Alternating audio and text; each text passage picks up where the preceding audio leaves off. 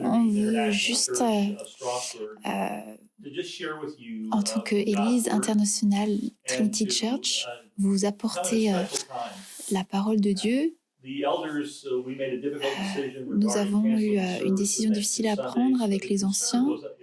Notre souci, c'était de prendre des précautions parce qu'on se soucie des plus vulnérables parmi nous et nous voulions limiter la propagation du virus dans notre endroit. Et nous ne voulons pas faire ça par peur, parce que nous n'avons pas été donnés, il ne nous a pas été donné un esprit de peur. Dans Ésaïe 41, verset 10, il est dit « Ne sois pas effrayé, car je suis avec toi. Ne sois pas angoissé, car moi je suis ton Dieu. Je t'affermis, je viens à ton secours.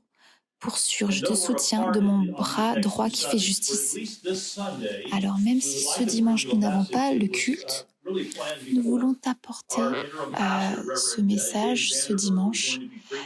Nous avions pour projet d'avoir Dave Vanderberg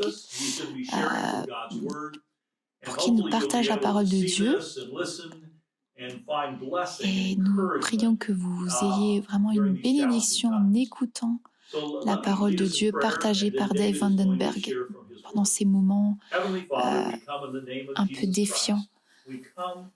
Père Céleste, nous venons, nous te faisons confiance et Seigneur, nous prions pour ceux qui souffrent suite à ce virus.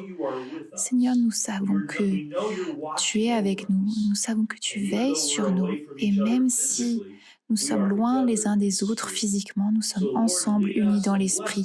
Alors Seigneur, je prie que tu nous conduises et que tu conduises Dave Vandenberg dans la délivrance de ce message. Dave, on est content que tu sois là, on se réjouit d'entendre ce que Dieu a mis sur ton cœur. Alors c'est sûr, il y a eu beaucoup de surprises ces derniers temps. Salut, bonjour les amis. C'est super que nous puissions être créatifs et faire des choses un peu créatives quand il nous arrive des choses un peu spéciales. Je veux vous apporter des choses un peu différentes.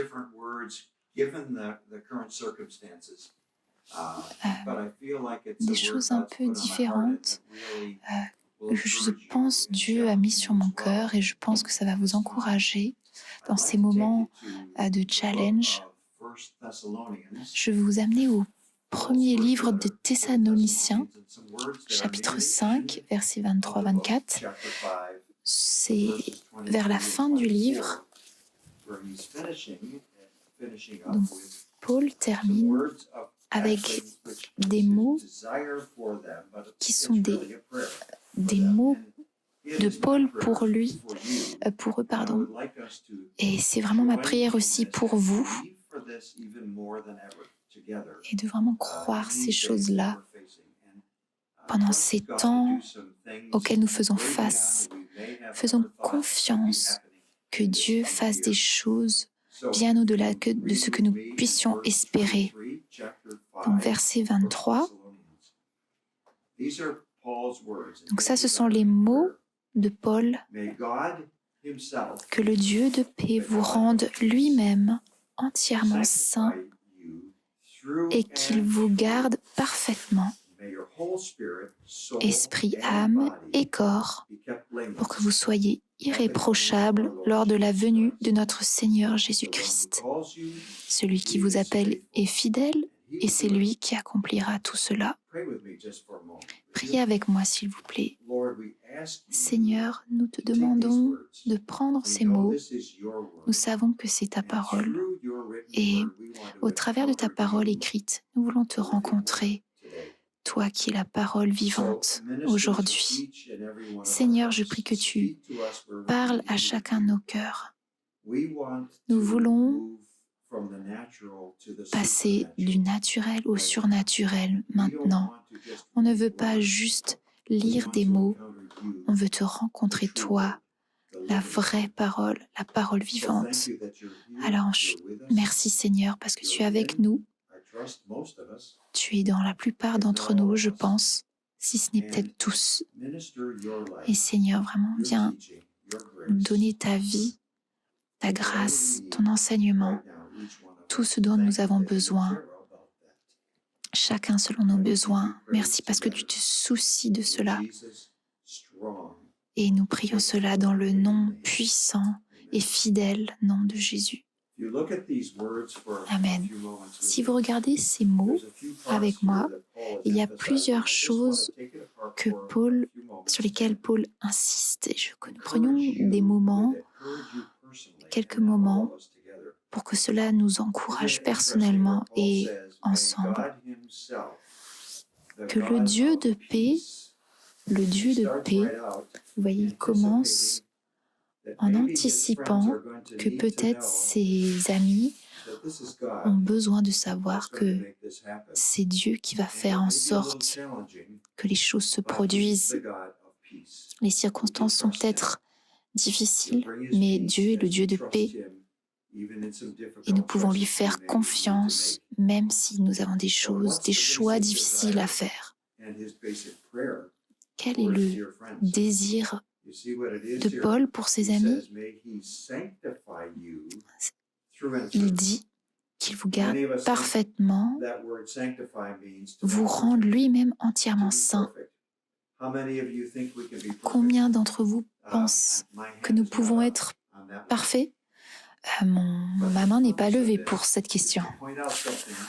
Le but de cela, c'est de désigner, de pointer du doigt quelque chose. C'est que Dieu veut nous mettre à part. C'est ça ce que veut dire le mot sanctifier. Ce n'est pas de nous rendre complètement sans péché, même si nous sommes de moins en moins, nous péchons de moins en moins quand nous nous rapprochons de lui. Mais là, il est question de nous mettre à part. C'est comme dans le temple, le tabernacle également, des choses ont été mises à part pour être utilisées dans le temple. De quelque manière que Dieu veut utiliser. Et ça, c'est vraiment quelque chose d'impressionnant, un privilège que Dieu veut faire pour nous, pour un but très précis et particulier. Donc le désir de Paul pour ses amis, c'est que Dieu les mette à part, les rende saints. Voici le deuxième désir, qu'il vous garde parfaitement esprit, âme et corps, pour que vous soyez irréprochables lors de la venue de notre Seigneur Jésus-Christ. Voilà vraiment qui nous sommes. Nous ne pouvons pas de manière précise dire voici notre esprit, là il y a notre âme, là il y a mon corps. Mais voilà, l'esprit, l'âme et le corps sont tissés l'un avec l'autre. C'est la manière par laquelle Dieu nous a créés. C'est quelque chose de magnifique. Nous sommes faits d'un esprit, d'une âme et d'un corps. Et voilà que Paul dit que son désir pour ses amis, c'est que nous soyons gardés irréprochables. Ça ne veut pas dire parfaits, mais que la manière que nous laissons Dieu travailler au travers de nous, c'est que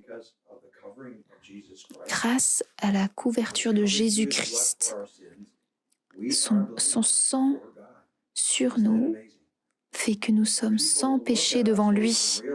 N'est-ce pas impressionnant? C'est grâce à notre relation avec lui que nous sommes sans péché devant lui. Voilà le désir de Paul pour eux jusqu'au jour où Jésus-Christ reviendra. Voici les désirs de Paul. Le fait d'être en relation avec Jésus-Christ affecte notre esprit, notre âme et notre corps. Vous voyez, Dieu se soucie de toutes choses dans notre personne, notre esprit, notre âme, notre corps. Il s'en soucie et il veut travailler dans tous les aspects de notre personne, dans toutes les dimensions. Et cela montre à quel point Dieu se soucie de nous. Le Créateur du monde, imagine.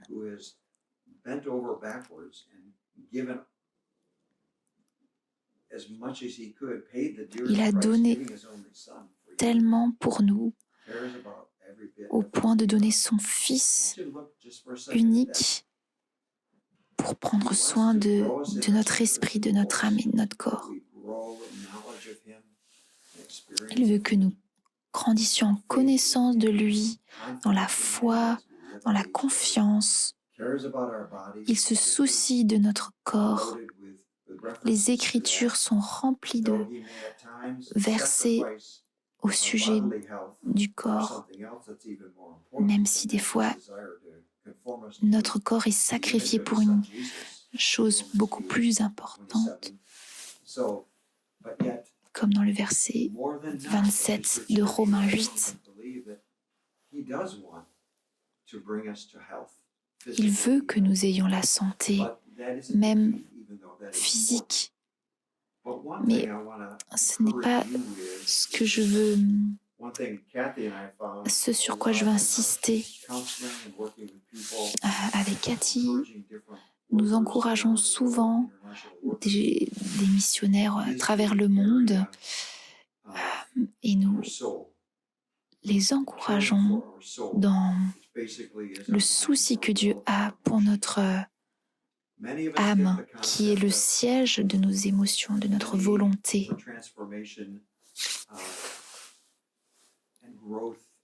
Nous avons besoin de transformation et de croissance dans notre âme. Comme le dit Romains 12,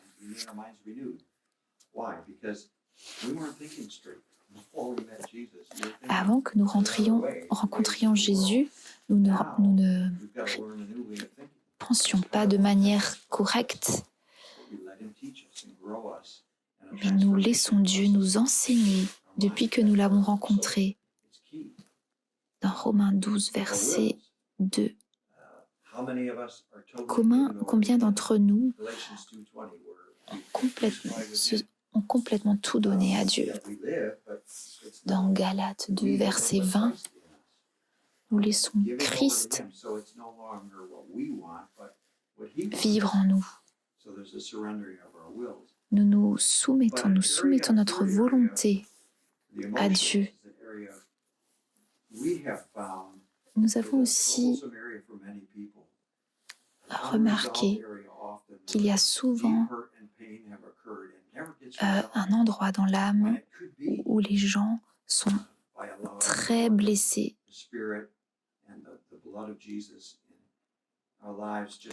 Et que le moyen, c'est de laisser de plus en plus Jésus guérir, nous guérir dans ces endroits de blessures qui sont profondes en nous. Dans Ésaïe 53, il est question de Jésus qui a porté nos maladies, nos souffrances, au verset 4. Il est vraiment important de laisser Dieu nous toucher pour que nous puissions lâcher ces souffrances, pour que nous puissions vraiment être guéris. Quand vous regardez ça, pensez au potentiel, à quel point Dieu se soucie de chaque partie de notre être. Il n'y a rien qu'il ne peut pas guérir dans nos vies. Alors quand nous regardons à cela, nous nous disons, mais comment cela de magnifique comme la guérison puisse m'arriver dans mon âme? Comment est-ce que ça peut m'arriver? Moi, je suis la pire des personnes. Si jamais il y a des gens qui se disent cela, Souvenez-vous que celui qui vous appelle, verset 24, Thessaloniciens, chapitre 5, celui qui vous appelle est fidèle, et c'est lui qui accomplira tout cela. Quand Dieu nous appelle, il est fidèle pour faire en sorte que Dieu nous libérera, nous guérira. Il ne nous laisse pas seuls. Quand il nous appelle à quelque chose, il promet qu'il l'accomplira si nous nous soumettons à lui et que nous lui disons « Amen, fais-le Seigneur ». Je veux que vous vous souveniez de cela, et je dois aussi m'en souvenir. Quand il nous appelle à quelque chose, waouh, il faut vraiment que tu y crois et que tu fasses le pas de foi, de croire que tu peux lui faire complètement confiance. Une dernière pensée, peut-être vous vous souvenez de Naaman dans 2 Rois, dans l'Ancien Testament. C'était un homme d'influence. Il était dans le royaume de Ninive. Il souffrait de lèpre. Vous vous souvenez du prophète Élie qui lui a dit « Regarde, c'est comme ça que tu pourras être guéri. Va dans la rivière du Jourdain, plonge-toi 7 fois dans cette rivière et tu seras guéri. » Et quelle était sa première réaction ? Quoi ? Je vais aller dans cette rivière sale ? Moi, je suis une personne d'influence, de puissance, et moi, je dois me mettre 7 fois dans cette eau ? Est-ce que c'est pas intéressant de voir comment Dieu nous défie pour nous briser notre orgueil, pour que nous capitulions et nous abandonnions vraiment à lui, et pour qu'il puisse vraiment faire son œuvre en nous. Je veux vraiment vous encourager. Il y a beaucoup d'entre nous qui sommes des lépreux qui marchons, et nous sommes dans cet état parce que nous ne laissons pas faire, et nous devons vraiment le laisser faire cette œuvre profonde en nous. Donc ne soyons pas des lépreux fonctionnels qui survivent d'une manière ou d'une autre et qui font avec leur maladie, mais ça les empêche d'être vraiment ceux que Dieu veut qu'ils soient. Alors je vous encourage vraiment dans ces moments-là, Seigneur, dans les moments que nous vivons, abandonnez-vous à Dieu. Écoutez votre pasteur, attention, c'est un homme dangereux. Faites-lui confiance, faites confiance à vos responsables, soumettez-vous les uns aux autres, et vraiment Dieu va faire de grandes choses pour vous. Cathy et moi, nous voulons encore vous saluer, et on vous remercie vraiment de nous avoir accueillis, et nous avons été heureux d'avoir pu vous rencontrer et encourager plusieurs d'entre vous, et nous vous reverrons si Dieu le veut.